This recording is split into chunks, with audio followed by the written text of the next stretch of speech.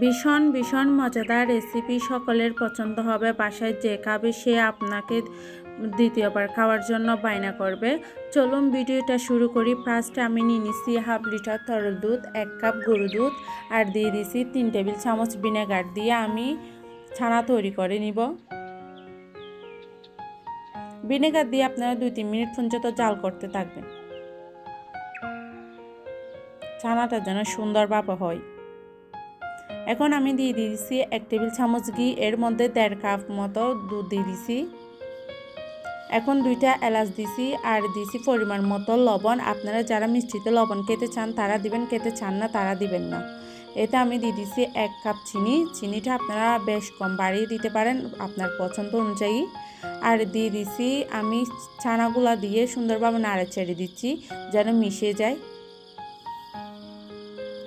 মিশানো হয়ে গেলে আমি এতে দিয়ে দিব গুঁড়ো দুধ। 1 কাপ গুঁড়ো দুধকে আমি 2 বার করে দিব।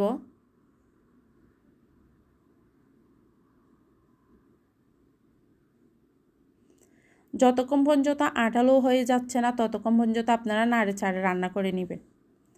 একটা পাত্রে আপনারা ঘি অথবা তেল ব্রাশ করে নেবেন, এতে সমান করে দিয়ে একটু ঠান্ডা করে নেবেন।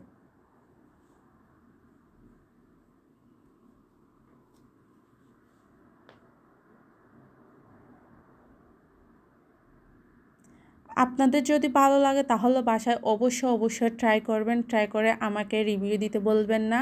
সবাই আমার পেজটা ফলো দিয়ে রাখবেন, যেহেতু নতুন নতুন ভিডিও দিলে আপনাদের সামনে চলে যায়।